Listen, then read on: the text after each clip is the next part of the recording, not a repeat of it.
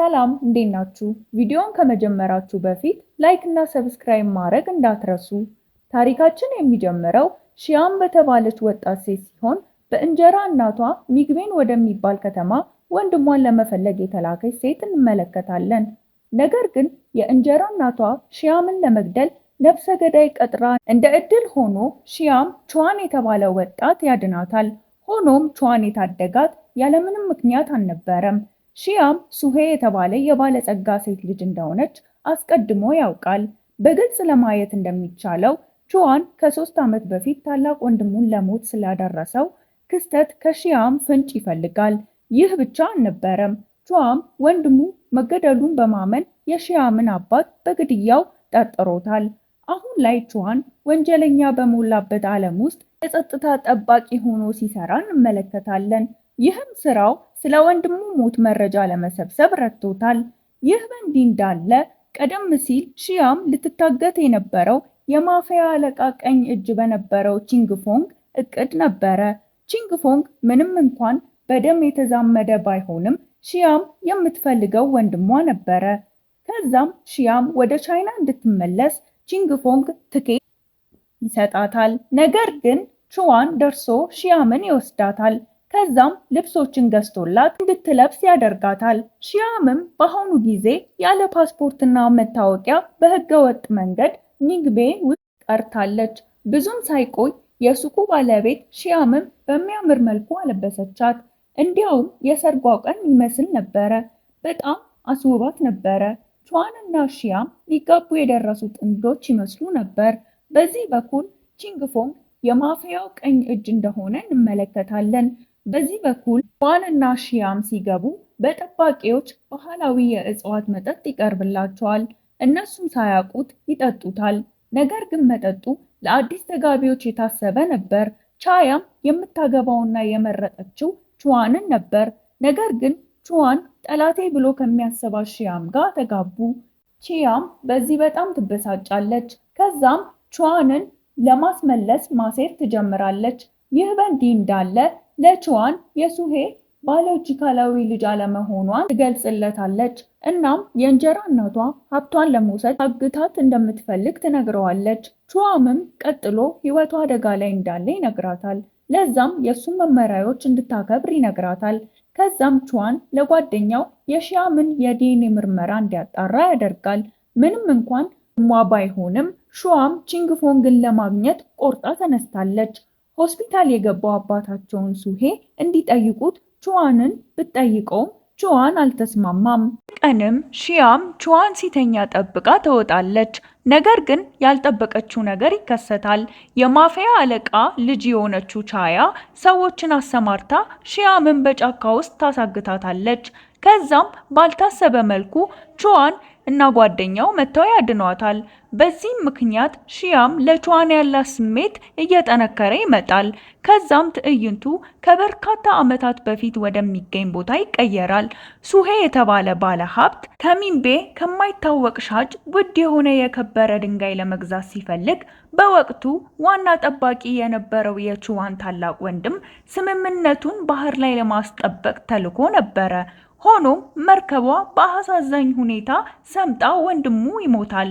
የክስተቱ ዋና አዘጋጅ እስከ ዛሬ ድረስ እንቆቅልሽ ሆኖ ቆይቷል። ወደ አሁኑ ጊዜ ስንመለስ ቹዋን በስራ ተጠምዶ ባለበት ወቅት በሲሲቲቪ ካሜራ ሺያም ይመለከታት ነበረ። ሺያምም በቤት ውስጥ ፒያኖ አግኝታ ደስ በሚል ሁኔታ መጫወት ጀመረች። ቹዋምም በዚህ በጣም ደስ የሚል ስሜት ይሰማዋል። በድንገትም በፑአ የሚመሩ ወታደሮች መጡ። ሺያምን ለመያዝ ፈልገው ነበረ። ከዛም ቹዋን ጣልቃ ገባ። በመሃልም ጀነራሉ ለፑአ ደወለና እንዲተዋቸው ነገራቸው።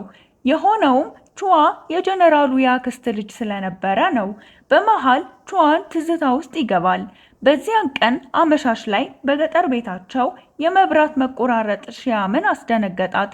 ፍርሃቷንም እንዲጠፋላት ቹዋም ሻማ ያበራ አረጋጋት። ከረጅም ጊዜ በፊት ቹዋን የአሳዳጊ ወላጆቹን የሞት ስነ ስርዓት ለማክበር ለሺያም የእሳት ሽጉጥ ሰጥቷት ነበረ። አሁንም ቹዋም ይሄንን ለማረጋገጥ የእሳት ሽጉጡን ሲያሳያት ሺያም ምንም ልታስታውስ አልቻለችም። በመሃልም ቹዋን እነዛ ስሜቶች ለሺያም ይሰሙት ነበረ። በሚቀጥለው ቀን የመንደሩ ሰዎች ለአዲስ ተጋቢዎች ስጦታ ስለሚያበረከቱ ለነ ሺያም እና ቹዋን እየመጡ ስጦታ ማበርከት ጀመሩ። በዚህ በኩል የቹዋን ጓደኛ የዲኤንኤ ምርመራ ያደረገውን ይሰጠዋል። በዚህም ሺያም የሱሄ ልጅ እንዳልሆነች ያረጋግጣል። በዚህም ቹዋን ልቡ ያርፋል። ከዛም በዛም ምሽት ቹዋን ሺያምን የሚያበሩ ዝንቦችን ለማሳየት ወደ ጫካው ይወስዳታል።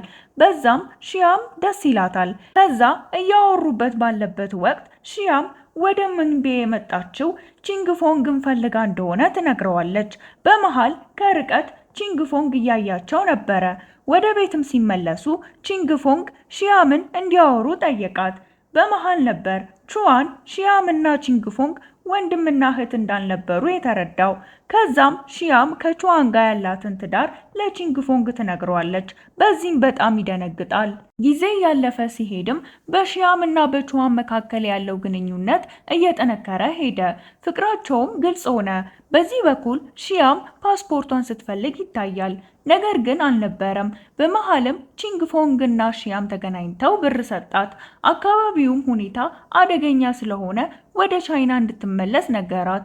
በሌላ ቀንም ሺያም የፒያኖ ተጫዋችነት ህልሟን የምታገኝበት እድል ተፈጠረ። ወደዛም መሄድ ነበረባት። ቹዋምም ያግዛታል። ነገር ግን በከተማው ዳርቻ ላይ ስትጓዝ ፖሊሶች ሊይዟት ሲሉ ለመደበቅ ብትሞክርም ተያዘች። ነገር ግን ቹዋን በሰዓቱ ደርሶላት ቢያድናትም ነገር ግን ፖሊሶቹ የሺያምን ፎቶ ሲያመሳስሉ ሊለዩት አልቻሉም።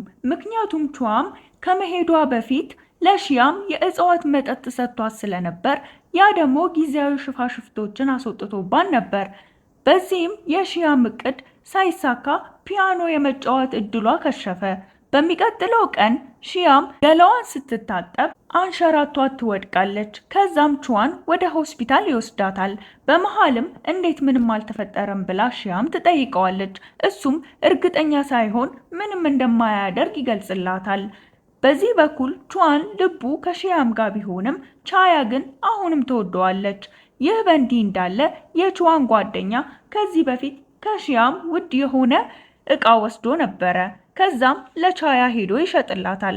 ነገር ግን ቻያ ውድ የሆኑ እቃዎችን ለይታ ስለምታውቅ የሸጠላት ቀለበት ሐሰተኛ መሆኑን ትረዳለች።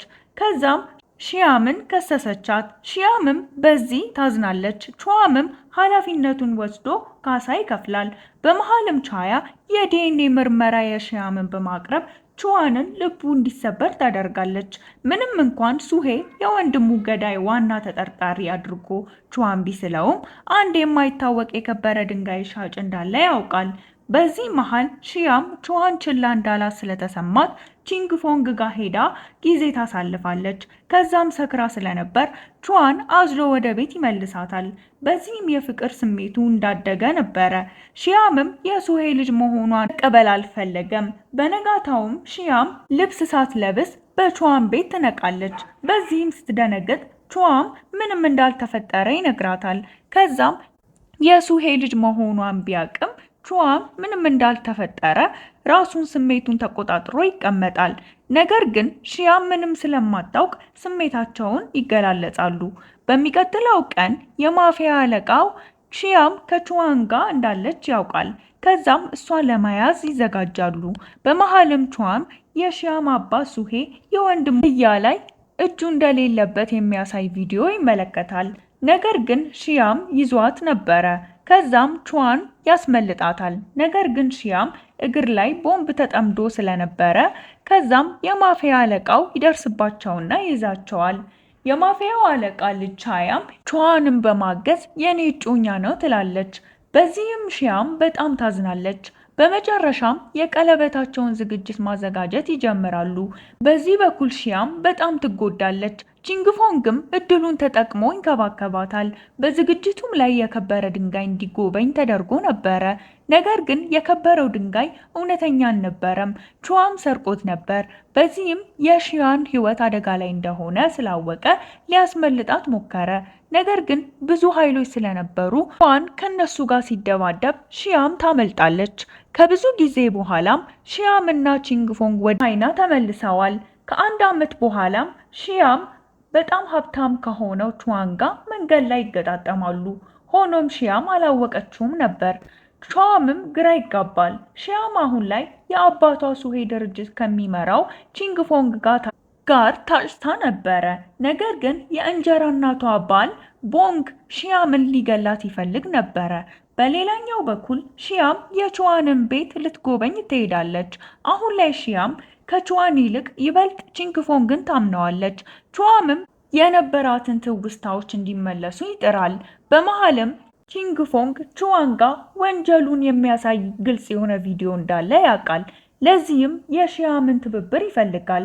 ነገር ግን ቹዋም አስቀድሞ ስላወቀ መደራደሪያ ያቀርብላታል።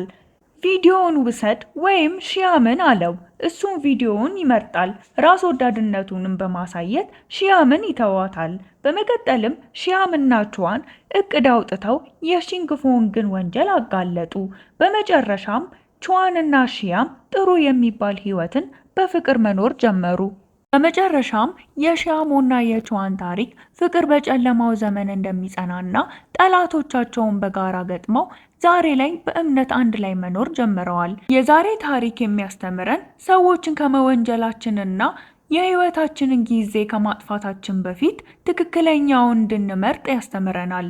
የዛሬ ታሪካችን ይህንን ይመስላል። ቀጣይ ቪዲዮ እስከምንገናኝ ላይክ፣ ሰብስክራይብ ማድረግ እንዳትረሱ።